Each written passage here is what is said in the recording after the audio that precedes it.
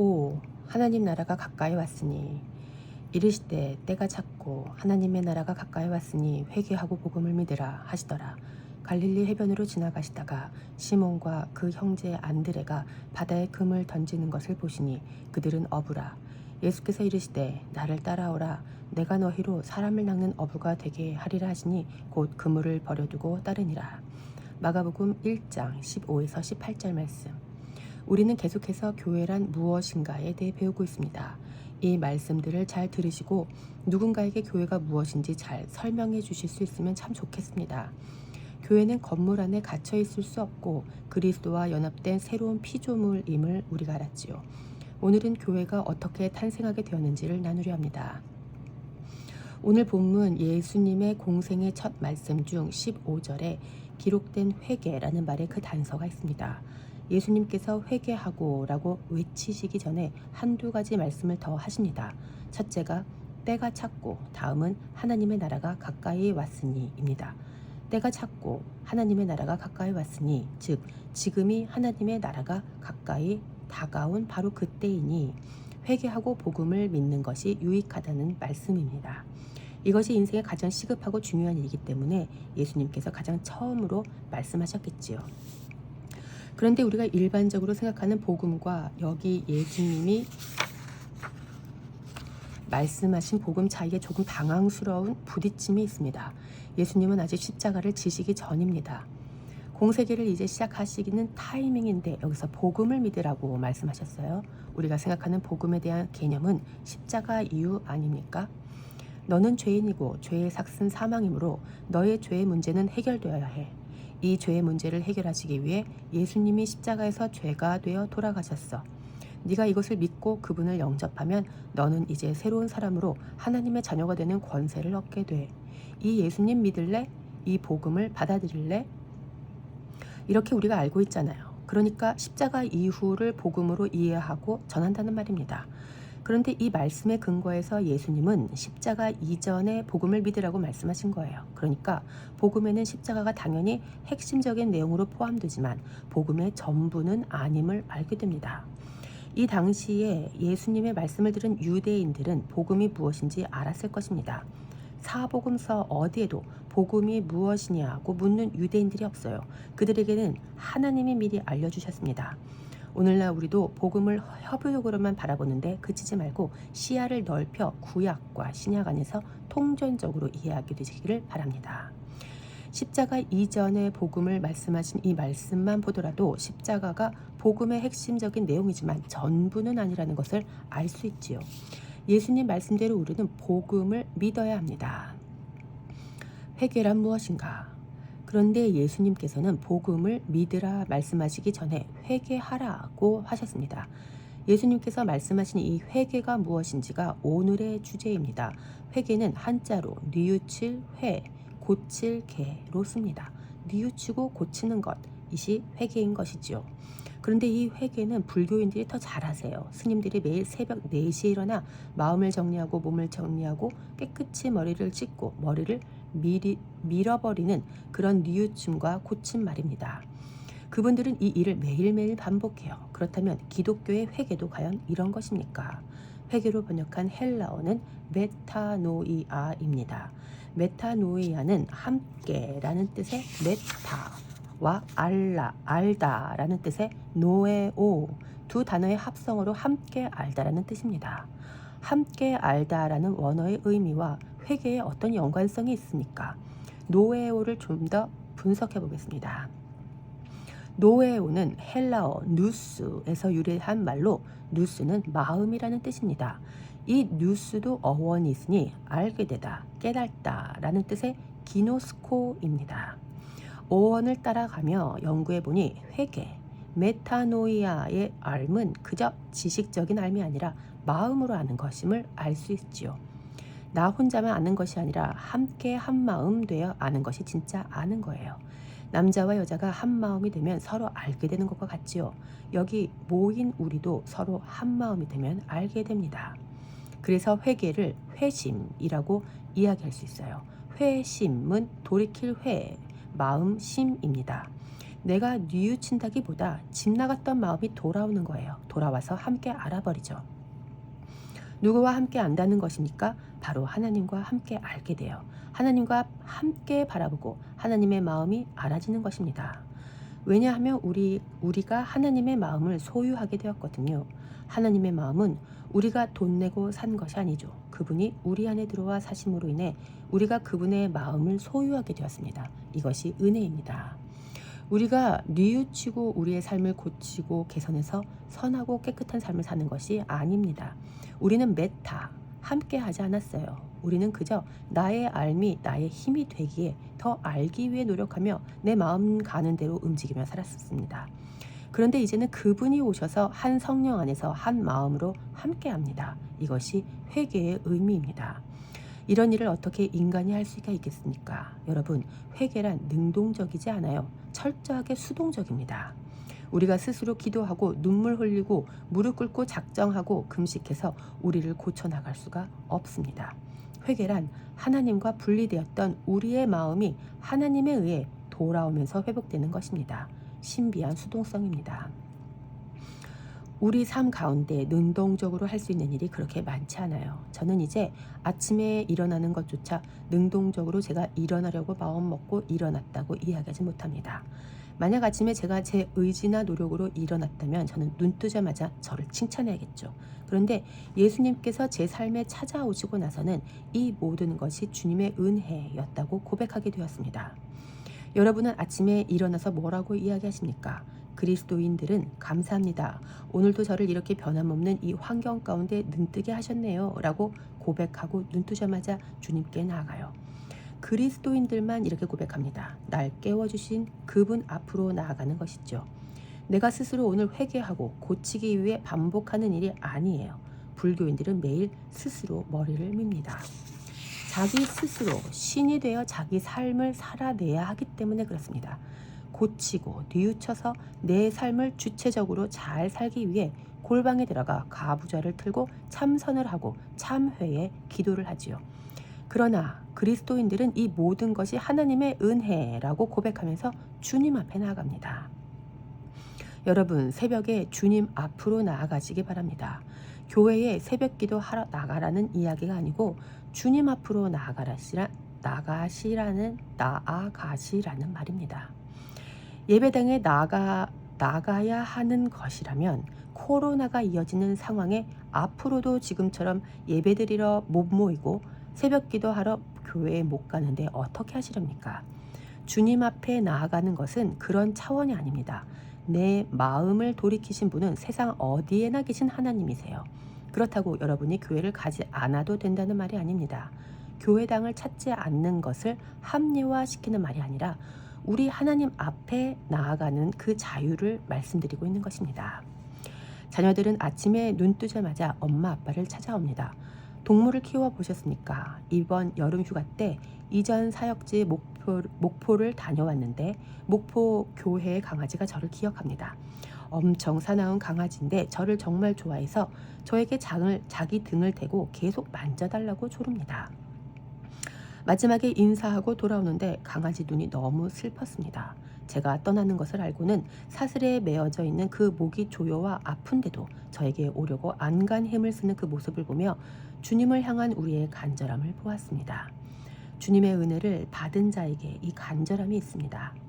자기 문제를 해결하기 위해 기도하러 나가는 것이 아니라 이 신비한 수동성 가운데 회개의 은혜를 받은 자가 가진 하나님을 향한 간절한 말입니다. 무소부재하신 주님을 신뢰하고 인정하면서 눈 뜨자마자 그분 앞으로 나아가서 오늘도 나에게 새날 주신 하나님을 찬양하면 주님께서 기뻐하시리라 믿습니다. 회개가 무엇인지 정리하겠습니다. 회개란 메타노이아, 함께 아는 것이며 마음으로 진짜 아는 것입니다. 하나님께 회개한다는 것은 하나님과 한 마음이 되어가는 것입니다. 그래서 회개라는 번역보다 회심으로 번역하는 편이 의미적으로 헬라어 원문에 더 가깝다고 하겠습니다. 회개해야 하는 이유, 하나님 나라가 가깝습니다. 회개가 무엇인지 알았으니 이제 왜 회개해야 하는지 살펴보십시다. 회개해야 하는 이유는 때가 찼고 하나님 나라가 가까이 왔기 때문입니다. 영화 암살 보셨습니까? 저는 이 영화를 보면서 하나님의 음성을 많이 들었고 이 영화의 마지막 장면이 아직도 인상적으로 남아 있습니다. 이 영화에서 배우 이정재 씨가 친일파 스파이로 나와요.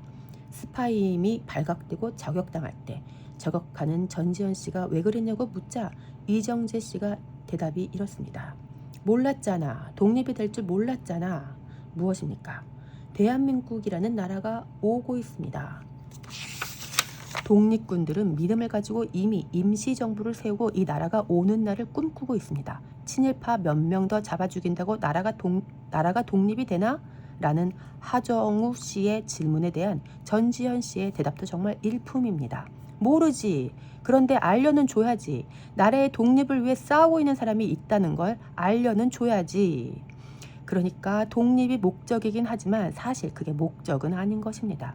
내 세대가 아니더라도 다음 세대의 독립이 된다 할지라도 나는 그냥 여기에서 그 나라를 소망하면서 나라가 반드시 회복될 거라는 믿음을 가지고 사는 것, 그것 하나만으로도 충분합니다. 우리 때 보지 못한다 할지라도 그 믿음을 가지고 그 현장에서 독립군의 마음으로 오늘을 살아가는 것입니다. 그때 누군가는 나라를 팔아먹고 자기 이윤을 챙기며 안정된 삶을 살지만 결국 나라가 독립되었을 때 저격당하는 것, 나라가 독립될 줄 몰랐던 자의 마지막 모습입니다. 독립군들의 모습이 하나님 나라를 소망하는 자들의 그림 같습니다. 그때와 시는 모르지만 그 나라를 소망하며 오늘도 내가 있는 그 현장 가운데서 그 나라를 위해 살아가는 것입니다. 우리의 직업과 하나님이 주신 재능을 다 사용하여 하나님 나라와 그분의 의를 구하면서 살아요. 그런데 그때 다른 누군가는 그 하나님의 이름을 빌려 자기의 이윤을 챙겨 먹으며 자기 나라를 확장시키려고 살아가겠지요.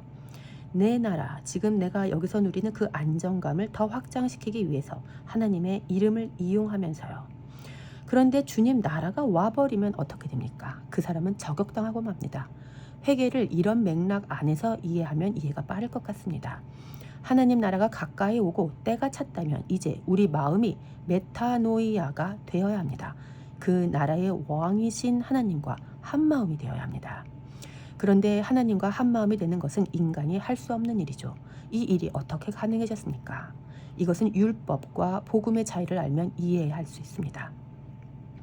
율법과 복음에 대해 예를 들어보겠습니다. 제 아들이 스타벅스에서 아르바이트를 한다고 상상해보세요. 아르바이트생으로서 가게 문 열기 1시간 전에 출근해서 청소하고 유리창 닦고 에어컨 청소하고 레시피 정리하고 준비하다가 손님들 오시면 90도로 인사해야 하는 등등 해야 할 일이 정말 많습니다. 아들이 첫날은 이 모든 일을 잘 했다가 다음부터는 다 못했습니다. 할 일이 너무 많다 보니 감당이 안 됐어요. 그랬더니 어느 날 점장님이 오셔서 이것저것 지적합니다. 이런 일이 반복되다 보니 아들은 점장님 눈치만 보게 되었습니다. 그러던 어느 날 점장님이 정말 화가 나서 제 아들을 호되게 야단치고 있는데 제가 지나가다가 그 광경을 봐요. 그래서 제가 제 전 재산을 다 팔아 그 비싼 커피숍을 사서 아들에게 선물로 줘버렸습니다.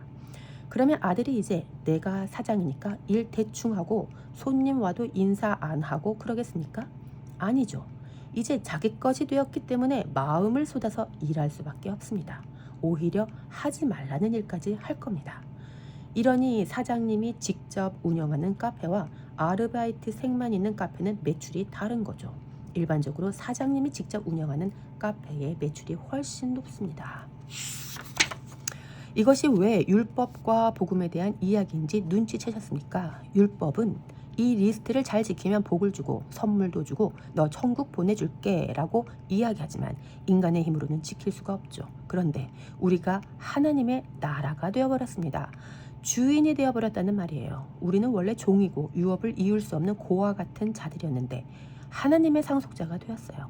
예수 그리스도께서 맏아들로 죽임당하시고 고난받으심으로 그 아들로 인해 우리도 아들의 영을 받아 하나님을 아버지라 부르게 되었어요. 아버지라 부른다는 말은 그분의 상속자, 자녀가 된 것입니다. 이렇게 자녀가 되는 일 가운데 우리가 한 일은 아무것도 없습니다. 제 아들이 스타벅스를 얻는 데 있어서 한 일이 아무것도 없듯이 말입니다. 그저 아버지가 전 재산을 팔아서 은혜로 준 것입니다. 그런데 그 아들이 은혜로 사장이 된 후에는 과거의 아르바이트생 시절의 연약함으로 인해 하지 못했던 일까지도 마음을 쏟아서 하게 됩니다. 예전에는 율법이 나를 잡아먹고 나를 삼켰지만 이제는 율법이 은혜의 도구가 됩니다. 과거의 점장님은 내가 눈치를 봐야 할 사람이었지만 이제 그분은 내가 질문할 가장 적합한 사람입니다. 에어컨 수리는 어디에 의뢰해야 할지, 유리창 청소는 뭘로 하는 게 좋을지, 사소한 것까지도 그분을 찾아다니며 어떻게 해야 잘할 수 있는지 묻게 되는 것입니다. 은혜로 받은 이 나라를 더 극대화시키는데 율법이 쓰임받았다는 말입니다. 그래서 복음 가운데 예수 그리스도의 십자가 은혜로 구원을 받은 사람들에게는 율법까지도 유익합니다. 그 전에는 율법이 우리 발목을 잡고 우리를 죽였습니다. 율법대로 살지 못해서 괴로웠고 잘 지킨 날은 교만에 내 의를 내세우다가 못 지킨 날은 또 회개했었습니다. 그런 회개가 아니라는 말입니다. 이런 회개는 한 마음을 사지 못했단 말이에요. 하나님의 마음은 우리가 살 수 있는 것이 아니고 그분이 자기를 부인하고 자기 마음을 버리셔서 죽임당하시고 우리에게 그 마음을 다시 선물로 주셨습니다. 이 새 마음이 그리스도의 마음입니다. 너희 안에 이 마음을 품으라. 곧 그리스도 예수의 마음이니 그는 근본 하나님의 본체시나 하나님과 동등됨을 취할 것으로 여기지 아니하시고 오히려 자기를 비워 종의 형체를 가지사 사람들과 같이 되셨고 사람의 모양으로 나타나사 자기를 낮추시고 죽기까지 복종하셨으니 곧 십자가에 죽으심이라.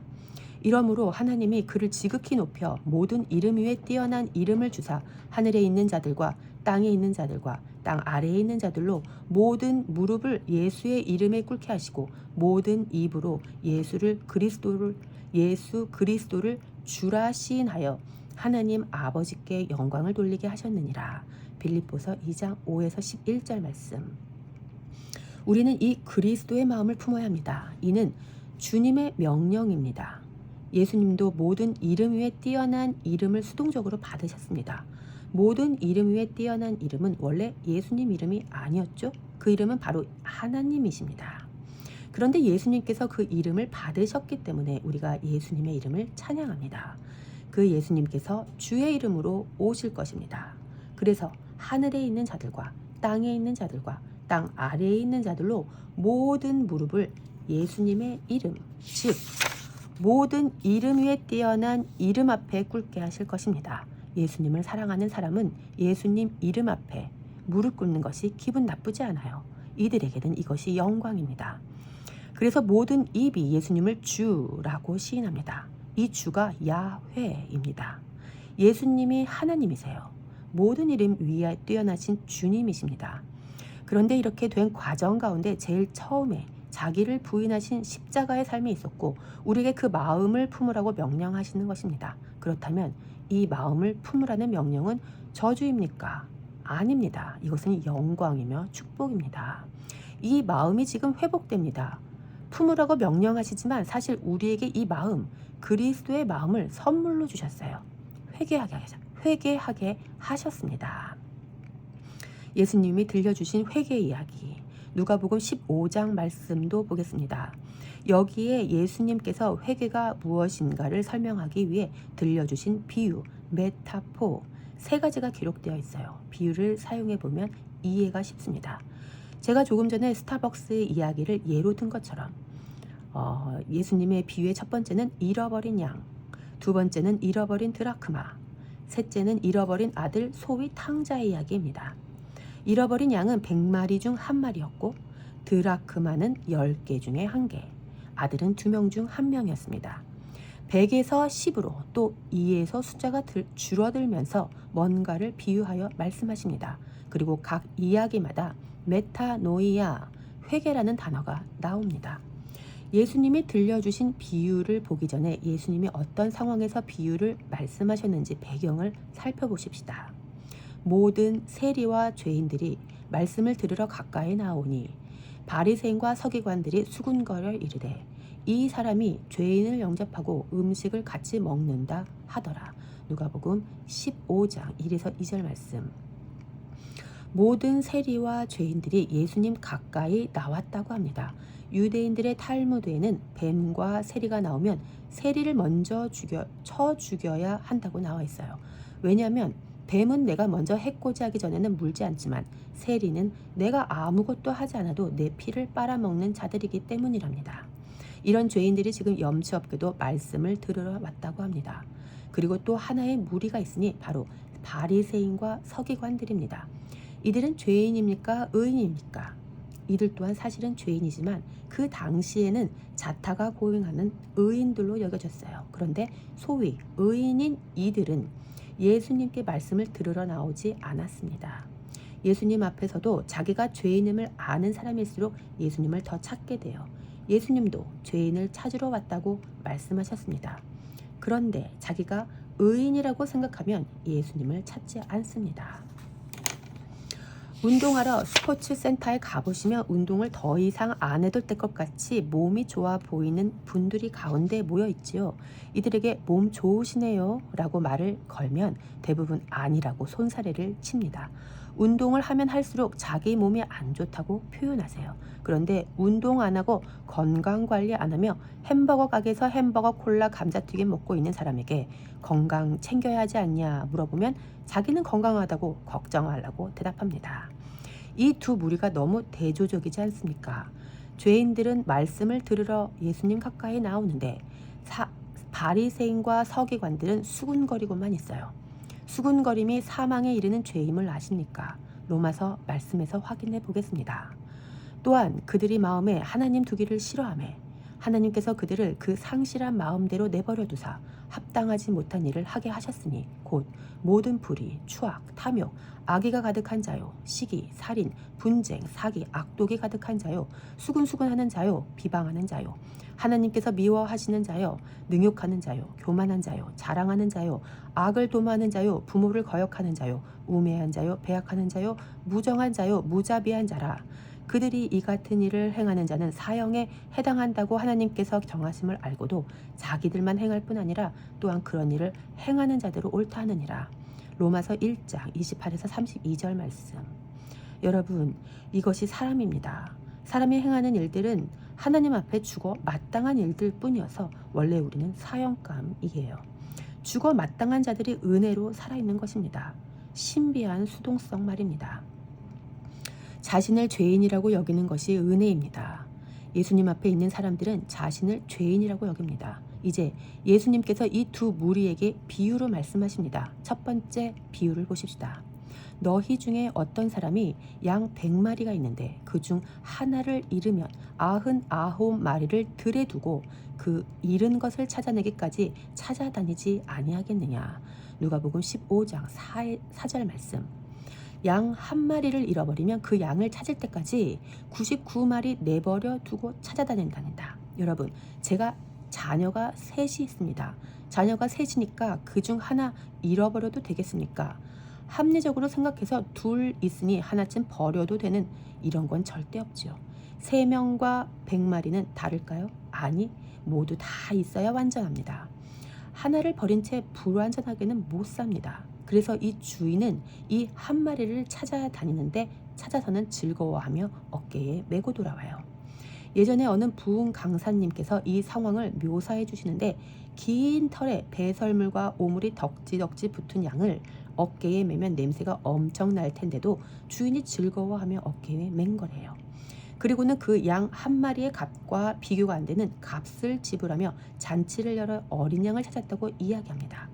여기까지가 비유로 말씀하신 이야기고 7절이 이 비유를 설명해 주시는 설명 구절입니다. 내가 너희에게 이르노니 이와 같이 죄인 한 사람이 회개하면 하늘에서는 회개할 것 없는 의인 99으로 말미암아 기뻐하는 것보다 더하리라. 누가복음 15장 7절 말씀. 이와 같이란 무엇과 같다는 말씀입니까? 예수님께서 이 비유를 통해서 무엇을 가르쳐 주려 하십니까? 7절에 기록된 죄인 한 사람은 비유에서 잃어버린 양 한 마리입니다. 그리고 여기에 회개라는 단어가 나옵니다. 이 양 한 마리가 스스로 뉘우쳐 고쳐서 내가 지금 여기 있으면 안 되겠다, 주인 옆으로 돌아가야겠다 마음 먹고 돌아왔습니까? 아니면 주인이 비합리적으로 자기 자리를 내려놓고 이 이 한 마리를 찾아서 기뻐하며 자기 목에 걸고 데리고 왔습니까? 양을 잃어버린 그 주인이 그 양을 찾아 잡아오는 것이라고 보아야 합당하지 않겠습니까? 양은 주인에게 마음이 없어요. 다른 곳에 마음이 팔려서 집을 나갔는데 그 마음 나간 양을 주인이 찾아옵니다. 이것을 메타노이아라고 합니다. 양은 그저 철저하게 수동적으로 잡혀서 돌아왔습니다. 두 번째, 드라크마 비유도 마찬가지입니다. 어떤 여자가 10 드라크마가 있는데 하나를 잃으면 등불을 켜고 집을 쓸며 찾아내기까지 부지런히 찾지 아니하겠느냐. 또 찾았는즉 벗과 이웃을 불러 모으고 말하되 나와 함께 즐기자 잃은 드라크마를 찾아내었노라 하리라. 누가복음 15장 8에서 9절 말씀.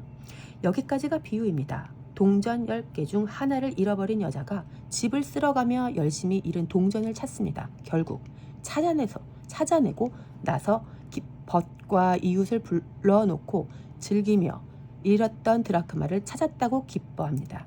그리고 그 비유를 통해 주님께서 알려주시고 싶은 이야기가 10절에 나옵니다. 내가 너희에게 이르노니 이와 같이 죄인 한 사람이 회개하면 하나님의 사자들 앞에 기쁨이 되느니라. 누가복음 15장 10절 말씀. 이와 같이라는 접속사가 무엇을 의미합니까? 하나님께서 가르쳐 주시려는 내용이 이제 다음에 나온다는 말입니다. 죄인 한 사람은 잃어버린 동전 한 입입니다. 먼저 비유에서 양은 그래도 살아 숨쉬기는 생물이기라도 했는데 동전은 무생물 아닙니까? 이 동전이 스스로 깨닫고 잃어버리기 전에 원래 자리, 그 현장으로 다시 돌아오는 건 넌센스예요. 동전 스스로 돌아오는 것은 불가능합니다. 있을 수가 없는 일이에요. 동전이 원래 자리로 돌아오려면 주인의 수고가 필요합니다. 그 주인이 집을 부지런히 찾는 것, 이것이 성실이고 신실이고 충성이고 믿음입니다. 우리가 지난 시간에 보았던 그 피스티스예요. 예수님의 믿음, 예수님의 성실하심, 예수님의 부지런하심, 예수님의 신실하심으로 잃어버렸던 자들인 우리가 돌아오게 된 것입니다. 그래서 그렇게 돌아온 자들은 그분과 연합되어서 그분과 한 마음이 됩니다. 메타노이아가 된단 말입니다. 그분을 알게 되고 그래서 영생을 누리게 됩니다. 영생은 하나님과 예수님을 아는 것이라 하셨는데 이제 알게 되며 이것이 영생입니다. 신천지나 여러 이단 종교인들은 당신이 무엇을 해야 영생을 얻고 제사장이 되고 천국을 간다고 가르칩니다. 속이는 거짓말입니다. 우리가 뭘 한 게 아무것도 없어요. 지금 우리가 예배 드리는 것도 우리의 구원을 위한 예배가 아니라 그분을 위한 예배입니다. 만약 우리 구원을 구하는 예배를 드린다면 그건 우리를 위한 예배라고 해야겠죠. 불교인들이 3000배, 1000배 하는 거 보셨습니까? 근육이 훌륭한 남성이라도 100스쿼트 100kg 10개 못합니다. 그런데 인간이 자기의 꿈을 이루기 위해 10,000번을 절을 하는 겁니다. 10,000배 하고 나면 다리가 나만하질 않아요. 그런데 그 절은 부처님을 위해 하는 게 아니죠. 그건 자기를 위해서 하는 고행입니다. 그것이 종교이며 그런 참회는 회심이 아니에요.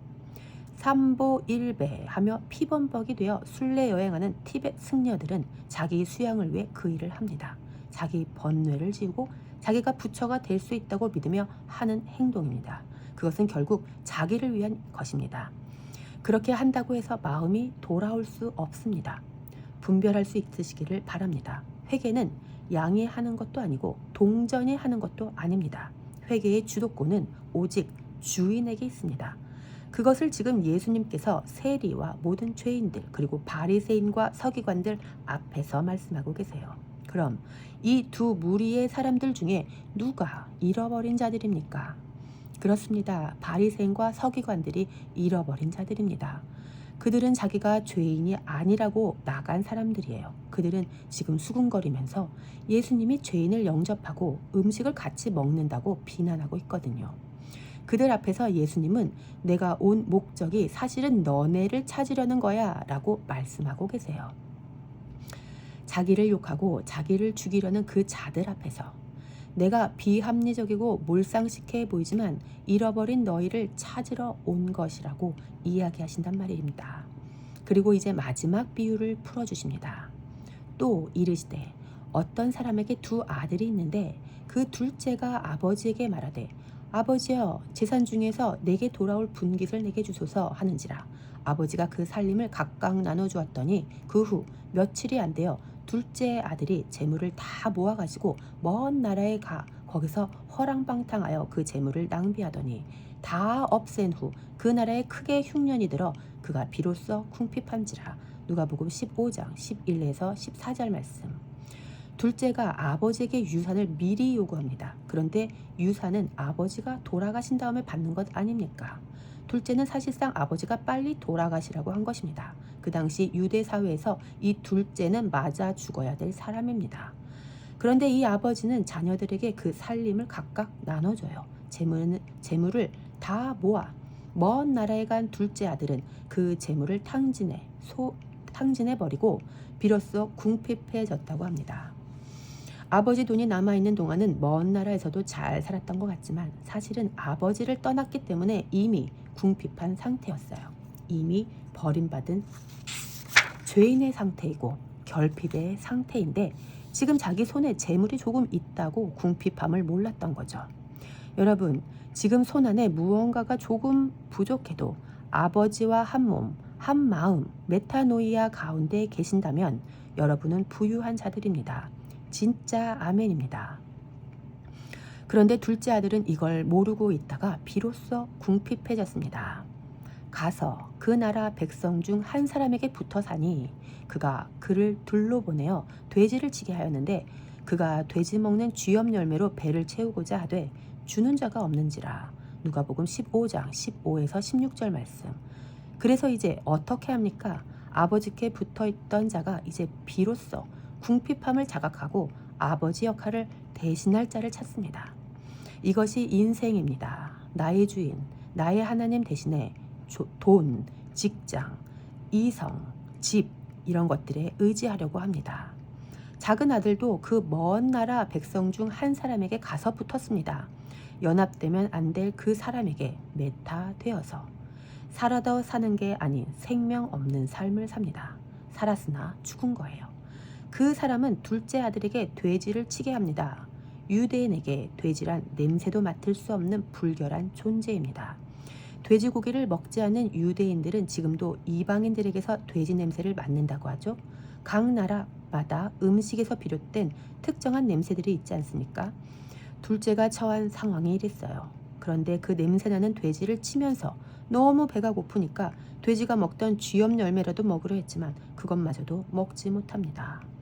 먹지 못할 음식이지만 그것이라도 먹으려고 달려들었는데 그것마저도 주는 자가 없었습니다. 이제 죽음은 시간 문제입니다. 아들은 아사 직전입니다. 이에 스스로 돌이켜 이르되 내 아버지에게는 양식이 풍족한 품꾼이 얼마나 많은가. 나는 여기서 추려 죽는구나. 누가복음 15장 17절 말씀. 그래서 17절에 스스로 돌이켜 라는 말이 우리에게 전혀 혼란을 주지 않습니다. 스스로 돌이킨 동기와 목적이 아버지를 위한 것이 아니라 철저하게 자기를 위한 것이기 때문입니다. 불교에서 이야기하는 스스로 돌이키는 참회 말입니다. 사람들이 자기 건강을 위해 담배를 끊고 안 좋은 음식을 끊고 스포츠센터에 등록을 합니다. 인간은 나를 위해서 하나님께로 갈 수 있는 존재입니다. 이 얼마나 큰 탐심입니까? 탐심은 우상숭배예요. 아버지께 돌아오면 뭐합니까? 우상숭배인데 말입니다. 중요한 것은 동기와 목적입니다. 예배당 가는 것도 중요합니다. 그런데 예배당에 왜 가야 합니까? 나를 위해서가 아니라 그분을 위해서 가야 합니다. 그분의 은혜를 받은 자만 그분을 위해서 갈 수가 있습니다. 은혜를 받은 경험이 없는 자는 은혜가 뭔지 모르기 때문에 자기를 위해서 나아가 회개합니다. 지난주에 이 말씀을 드렸습니다. 아버지께로 달려가야지 회개로 달려가서는 안 된다고요. 아버지께로 달려가는 건 그분을 위한 일이지만 회개로 달려가는 건 나를 위해서예요. 죄가 나에게 남아있으면 찝찝하고 영생을 얻을 수 있나 불안해지고 내 거룩한 신앙생활에 방해가 되니까 떼어내고 싶은 것입니다. 진정한 회개는 하나님을 영화롭게 하기 위함이고 사랑하는 하나님 마음을 아프게 한 것 때문에 하는 것입니다. 하나님께서 나를 주님과 한마음 되게 하셨습니다.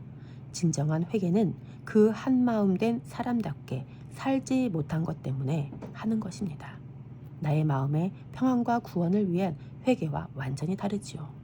그리스도인의 회개의 동기가 무엇인지 분별하시기를 축복합니다. 이 아들은 스스로 돌이켜 아버지께로 갑니다. 이유가 무엇입니까? 배고파서였습니다. 룻기 1장에서도 비슷한 이야기를 찾아볼 수 있습니다. 사사들이 치리하던 때에 그 땅에 흉년이 드니라. 유다 베들레헴의 한 사람이 그의 아내와 두 아들을 데리고 모압 지방에 가서 거류하였는데 그 사람의 이름은 엘리멜렉이요 그 아내의 이름은 나오미요 그의 두 아들의 이름은 말론과 기럐이니 유다 베들레헴 에브랏 사람이더라. 그들이 모압 지방에 들어가서 거기 살더니 나오미의 남편 엘리멜렉이 죽고 나오미와 그의 두 아들이 남았으며 그들은 모압 여자 중에서 그들의 아내를 맞이하였는데 하나의 이름은 오르바요 하나의 이름은 룻이더라. 그들이 거기에 거주한 지 10년쯤에 말론과 기럐 두 사람이 다 죽고 그 여인은 두 아들과 남편의 뒤에 남았더라. 룻기 1장 1에서 5절 말씀. 베들레헴은 히브리어 베이트와 레헴이 합쳐진 지명으로 빵 굽는 집, 즉 떡집이라는 뜻이에요. 떡집에 살던 가족이 흉년이 들었다고 떡집을 버리고 모압으로 갑니다. 모압으로 갔으면 잘 살아야 될 것 아닙니까? 그런데 모압행 10년 만에 남편과 아들 다 죽고 과부 셋만 남았습니다. 그런데 이 여인들이 여호와께서 자기 백성을 돌보셔서 양식을 주셨다 함을 듣고 이에 돌아갈 마음을 먹어요. 10년 전의 흉년 때는 하나님께서 안 돌보셨습니까? 세홀호 사고 때나 유대인들의 홀로코스트 때는 하나님이 안 돌보셨어요? 이스라엘 백성들이 광야에 있을 때는 하나님이 안 돌보셨나요? 여러분과 제 삶 가운데 힘들고 어려운 일이 있을 때 하나님께서 안 돌보시는 것입니까? 우리 개인의 삶 가운데 흉년이 찾아오는 것은 하나님이 안 돌보시기 때문입니까? 아닙니다. 하나님은 그때도 돌보세요. 그런데 내가 주인이 되고 내가 기준이 되어 사는 인생들은 내가 배고프고 힘들 때 하나님이 나를 안 돌보신다고 믿어버려요. 그런데 떠나온 베들레헴이 밥을 먹는다는 소식을 들으니 하나님이 그들은 돌보신다고 오해한 것입니다. 이 여인들은 양식 주셨다 함을 듣고 그 양식을 위해 자신을 위해 돌아가기로 마음을 먹었습니다. 여전히 흉년이란 소식을 들었다면 안 돌아가겠죠? 나오미는 참 잘못된 동기로 돌아가면서 엉뚱한 소리를 합니다. 내가 풍족하게 나갔더니 여호와께서 내게 비어 돌아오게 하셨느니라. 여호와께서 나를 징벌하셨고 전능자가 나를 괴롭게 하셨거늘 너희가 어찌 나를 나오미라 부르느냐 하니라. 룻기 1장 21절 말씀. 언제 여호와께서 나오미를 징벌하시고 괴롭게 하셨습니까? 나오미가 자기 발로 스스로 하나님을 떠나지 않았습니까? 하나님을 이때 꺼내면 안 돼요. 하나님은 언제나 선하신 분이십니다. 우리가 배가 고플 때도 하나님은 선하십니다. 우리는 예수 그리스도 때문에 이렇게 고백할 수밖에 없어요. 아들이 죽어가는데도 하나님께서는 침묵하셨습니다. 그래도 하나님은 선하십니다. 그 아들이 죽어야만 우리가 당신의 아들이 되기 때문입니다.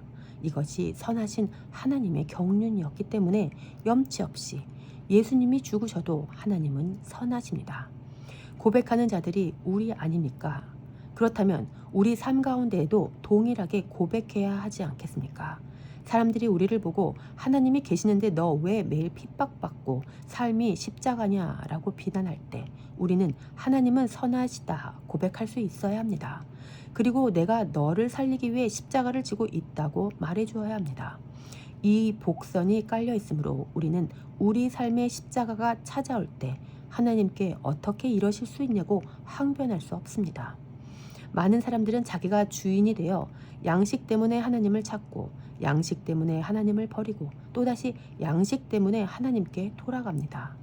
이 둘째 아들도 마찬가지로 양식 때문에 하나님께 돌아갑니다.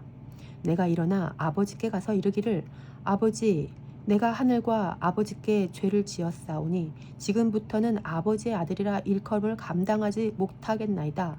나를 품꾼의 하나로 보소서 하리라 하고. 누가복음 15장 18에서 19절 말씀. 이렇게 마음먹은 이 아들이 기특합니까? 컨디션과 포지션에 대해 말씀드렸습니다.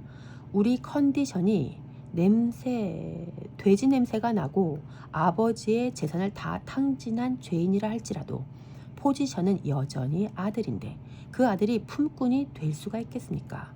이 아들은 지금 자기 컨디션으로 인해 자기 포지션이 종이 될 수 있다고 믿어버렸어요. 속지 마시기 바랍니다. 우리 컨디션과 상관없이 우리는 여전히 아들이요 자녀입니다. 예수 그리스도께서 십자가에서 우리의 이 포지션을 확보하셨습니다. 그분을 찬양합니다. 이 둘째 아들의 고백은 거짓 겸손입니다. 이에 일어나서 아버지께로 돌아가니라. 아직도 거리가 먼데 아버지가 그를 보고 시근히 여겨 달려가 목을 안고 입을 맞추니. 누가복음 15장 20절 말씀. 아들이 돌아올 시간, 약속이 되어 있는 것도 아니었습니다. 아버지는 아들이 떠난 그때부터 거리에 나와 있으셨어요. 그리고 먼저 달려가서 목을 안고 입을 맞춰요. 많은 학자들이 이렇게 이야기합니다. 아버지가 돌아가시기 전에 유산 받아간 그 놈은 이미 소문이 다 돌았어요. 그 놈을 죽인 사람이 의인이 되기 때문에 마을 사람들이 그 아들을 발견하면 돌을 던졌을 것이랍니다. 그런데 그 아버지가 자기 몸으로 아들의 급소인 목을 껴안아 날아올 돌멩이로부터 보호하고 냄새나는 그 아들의 입에 입을 맞춥니다. 아들이 이르되 아버지 내가 하늘과 아버지께 죄를 지었사오니 지금부터는 아버지의 아들이라 일컬음을 감당하지 못하겠나이다 하나. 누가복음 15장 21절 말씀. 이 고백은 결코 겸손한 고백이 아닙니다. 아버지 아들 안 하겠다는 사랑하는 아버지의 마음을 후벼 파는 말입니다. 아버지의 마음은 그랬을 거예요. 무슨 말이냐? 너와 나의 관계는 변할 수 없단다. 너의 컨디션이 상관없이 너는 여전히 내 자녀란다. 이 아버지는 아들의 저 말에 대답하지 않고 자기가 해야 할 일을 하세요. 아들의 옷을 갈아입히고 순식간에 아들의 컨디션을 회복시켜 버리십니다. 아버지는 종들에게 이르되 제일 좋은 옷을 내어다가 입히고 손에 손가락질을 끼우고 발에 신을 신기라. 누가복음 15장 22절 말씀. 이렇게 외형을 바꿨다고 해서 아들의 마음이나 했던 짓이 달라지지 않아요. 단지 옷과 신발이 달라지고 손에 반지가 끼워졌을 뿐이에요. 외형은 가장 빨리 바꿀 수 있습니다. 누가 보더라도 이 아들은 집 떠나 잘못된 사람이 아니라 회복된 사람으로 보여요. 표면적으로 그렇게 먼저 바꿔놓은 후에 아버지가 데리고 살면서 이제 온전하게 바꿔나가십니다. 거듭나게 하신 후에 성장시키신다는 말입니다. 태어나야 성장하는 게 있어요. 믿음이 먼저입니까? 거듭남이 먼저입니까? 거듭남이 먼저입니다. 거듭 태어난 자가 이제 믿게 되는 것입니다.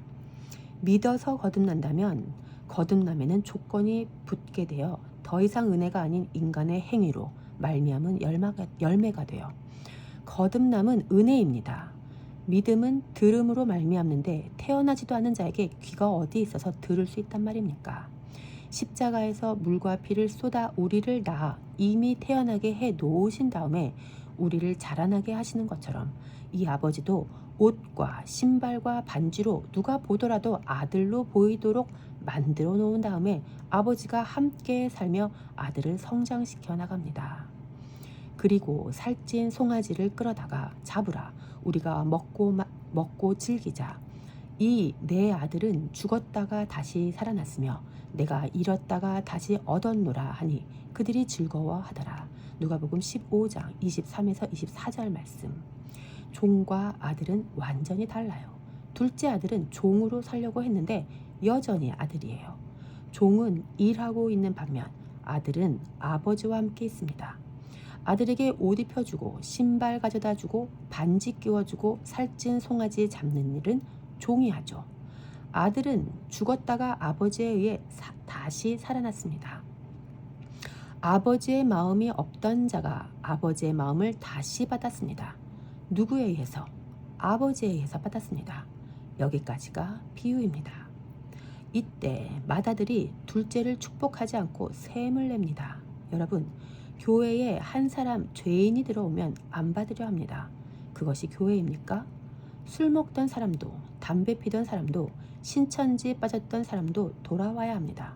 누구든지 와야 합니다. 그것이 몸입니다.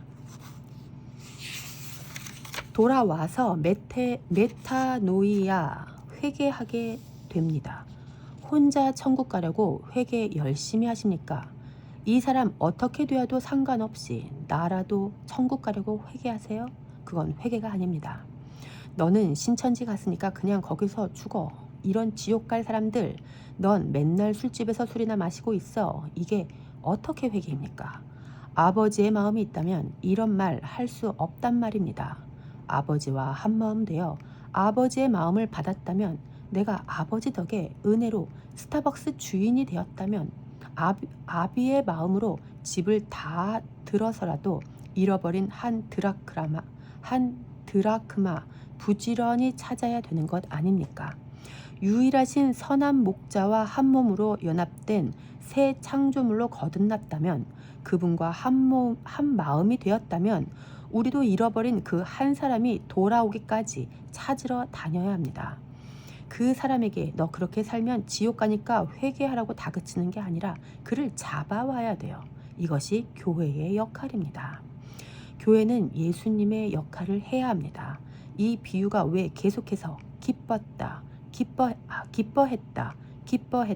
기뻐했다로 끝나는지도 확인해 보시겠습니다.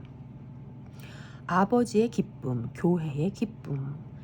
예수께서 세를 받으시고 곧 물에서 올라오실새 하늘이 열리고 하나님의 성령이 비둘기같이 내려 자기 위에 임하심을 보시더니 하늘로부터 소리가 있어 말씀하시되 이는 내 사랑하는 아들이요 내 기뻐하는 자라 하시니라. 마태복음 3장 16에서 17절 말씀. 예수님이 하나님의 음성을 들으십니다. 하나님께서 예수님을 향해 내 사랑하는 아들이며 기뻐하는 자라고 말씀하시죠. 사랑하는 아들이신 예수님은 하나님을 계속 아버지라고 부르셨습니다. 그런데 구약 성경 어디에도 유대인들이 하나님을 아버지라고 부른 흔적이 없습니다. 예수님을 시작으로, 예수님을 기준으로 예수님의 제자들이 하나님을 아버지라고 부르게 되었어요. 예수님이 돌아가신 궁극적인 이유가 무엇이었습니까? 우리 죄를 위함이 아니라 하나님을 아버지라고 불렀다는 것이었어요.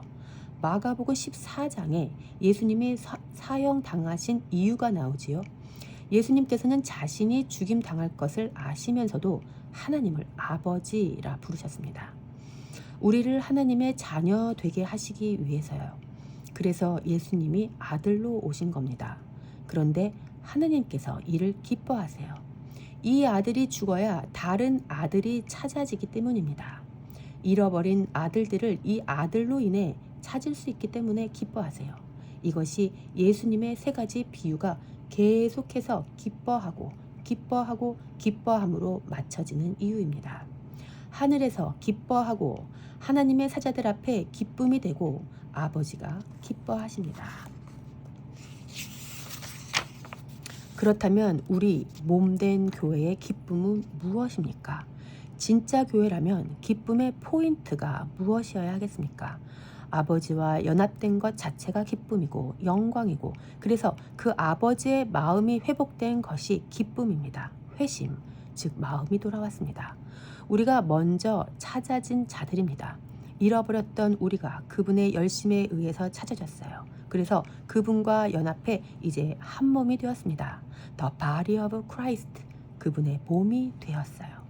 그래서 주님이 만지고 싶은 영혼들이 있고 주님께서 찾아가고 싶으신 곳이 있으면 우리가 몸으로서 달려가고 만지고 우리 어깨에 메고 돌아오는 것입니다. 이것이 교회의 역할입니다. 그래서 한 몸으로 온전한 자가 되는 거예요.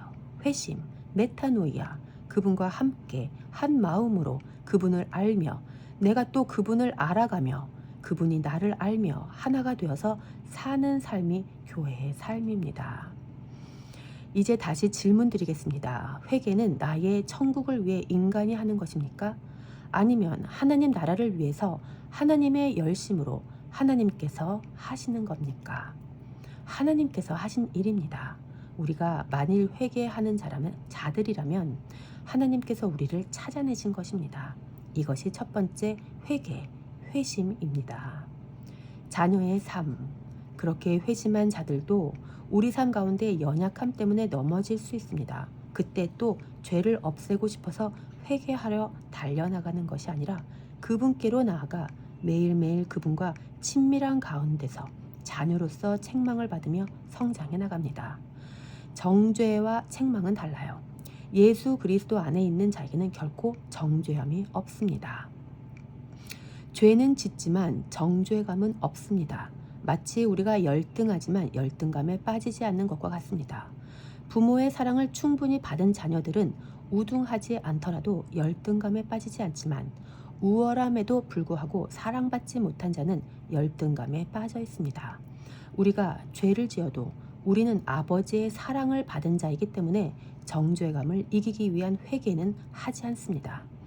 징계를 아버지 좋으라고 합니까? 아들 좋으라고 합니까? 예를 들어 제 아들이 화가 나서 물건을 집어던졌다면 아버지로부터 제가 책망해야 하지 않겠습니까? 아들이면 반드시 징계를 받고 징계가 없으면 사생자하라 했습니다. 예수님은 아들이시기 때문에 징계를 받으셨어요. 아들이라는 말은 자녀라는 뜻으로 딸들도 포함되니 서운해하지 마세요. 주님의 자녀들이라면 징계를 받습니다. 제 아들이 물건을 던지며 제가 징계하며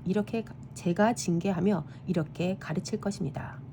아빠와 우리 가족들은 네가 이 물건을 던져도 너를 사랑해. 그런데 네가 여기서 아빠에게 징계받지 않으면 유치원에서도 이렇게 행동할 거야. 그런데 유치원은 아빠처럼 관대하지 않아. 네가 한 번 던지고 두 번 던지고 세 번 던졌을 때는 너는 친구가 없게 될 거야. 진짜 좋은 아버지라면 징계해야 합니다. 무책임한 아버지는 무관심한 가운데 관대하죠. 이런 아버지의 무관심이 아이를 사회에서 환영받지 못할 사람으로 만들어요. 사랑의 아버지는 관심을 가지고 징계하는 가운데 가르칩니다. 하나님은 우리를 관심 있게 보시며 징계하세요. 이것은 정죄하기 위함이 아니라 자라나게 하기 위함이며 세상 한복판에서도 아버지의 아들답게 살아가게 하기 위함입니다.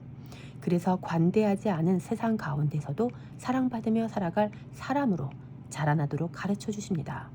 이런 사랑을 받은 그리스도인들은 정죄감을 씻으려 회개하지 않고 성령께서 징계하시고 책망하심에 순복하고 다시 회심하여 하나님 기뻐하시는 삶을 살아갑니다. 나를 위함도 아니고 내 정죄감을 씻기 위함도 아니며 아버지의 기쁨을 위해서 아버지 나라의 백성답게 살아갑니다. 회개는 아버지를 위한 일입니다. 그리스도교는 이렇게 고상합니다. 말씀을 정리하겠습니다. 교회는 왜 모여서 회개해야 합니까? 천국 가려고? 코로나에 온난화에 각종 재해가 닥치는 마지막 때라서 그렇습니까? 예수님이 알파와 오메가이십니다. 시작과 마침, 처음과 나중이십니다. 그렇다면 시작과 마침, 이 둘은 같은 것입니다. 지금 말세의 징조인 전쟁, 기근, 지진, 자연재해 때문에 회개하라고 외치는 사람이 있고 회개하는 사람이 있죠. 목적이 무엇인지 분별하시기 바랍니다.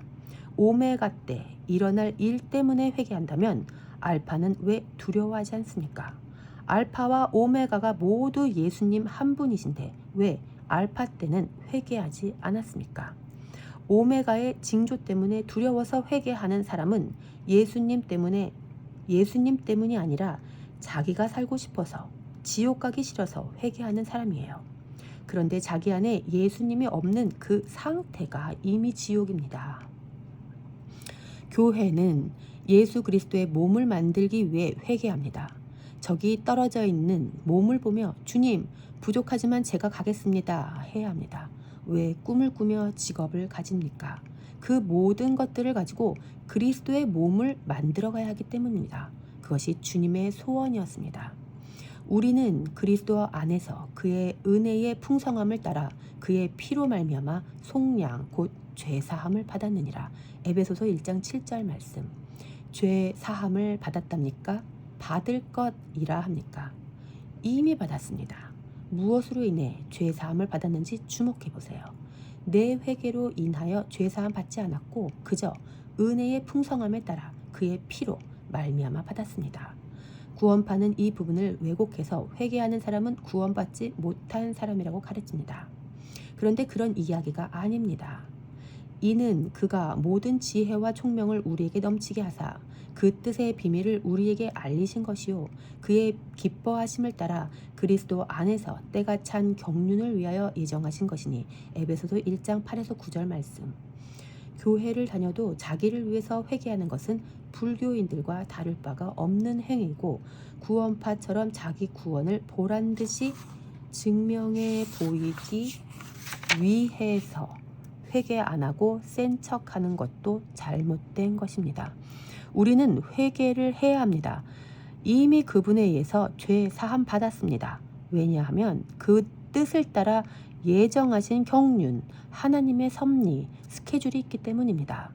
열방을 경영하시는 하나님의 마스터 플랜이 있고 거기에 따라 잃어버린 자녀들을 회개하게 하신 것입니다. 은혜의 풍성함을 따라 주인이 양을, 여자가 통전을, 아버지가 그 아들을 찾아왔다는 말입니다. 그것이 10절의 말씀입니다. 하늘에 있는 것이나 땅에 있는 것이 다 그리스도 안에서 통일되게 하려 하심이라. 에베소서 1장 10절 말씀. 이것이 메타노이아입니다. 하나가 되게 하는 것, 한마음 되게 하는 것입니다. 헬라어 원문에서 통일이라는 단어는 아나케팔라이오마이입니다. 이 단어는 위로 향하여 라는 뜻의 전치사 아나와 머리를 깨트리다 라는 뜻의 케팔라이오오의 합성어예요. 이것이 통일이라는 의미를 갖는 이유는 이제 나의 머리는 없고 그리스도가 머리 되셔서 그분과 한 몸이 되기 때문입니다. 이 몸 안에 잃어버렸던 자들이 회개함으로 죄 사함을 받아서 하나씩 돌아옵니다. 이를 통해 하나님의 경륜이 완성됩니다. 하늘에 있는 것이나 땅에 있는 것이 그리스도 예수 안에서 통일되고 잃어버렸던 자들이 다 하나씩 돌아오게 됩니다. 죄 사함을 받아서 회개함으로 돌아옵니다. 우리의 사명이 바로 여기 있습니다. 그리스도와 연합된 자들, 회개된 자들, 회심된 자들은 마음이 돌아왔어요. 그래서 우리가 그분과 한 마음으로 알아버려요. 메타되어 버렸어요. 우리가 그분의 마음과 함께 알아져 버렸어요. 그래서 아버지의 마음과 연합하여 잃어버린 자들을 찾아와야 합니다. 우리도 주님께 스스로 가지 않았어요. 주님이 찾아오셨습니다. 우리가 스스로 돌이켜 갔다 하더라도 그것은 내 배고픔 때문이었을 뿐입니다. 그 잘못된 동기로 갔다 하더라도 주님께서 은혜 주셔서 그렇게 주님 앞으로 나갔던 소위 선한 행동까지도 그냥 다 죄였을 뿐임을 알게 하시고 내가 아무것도 아님을 알게 하셨습니다. 그분 앞에서 나는 아무것도 아닌 죄인임을 고백할 때 그때 비로소 아들만 누리는 그 자유와 평강을 누리게 됩니다. 그래서 예수님을 샬롬, 평화의 왕이라고 합니다. 이것이 평화입니다. 이 평화가 다 같이 누리는 평화, 교회가 누리는 샬롬입니다. 우리를 찾아오시고 우리 가운데 오신 그분 안에서 우리가 또 가게 될 땅 가운데 그들을 찾아내는 그 일을 소망합니다. 여러분, 우리가 해야 합니다. 교회가 해야 하는 일입니다. 그리스도와 연합된 우리를 회개하게 하신 주님을 박수로 찬양합시다.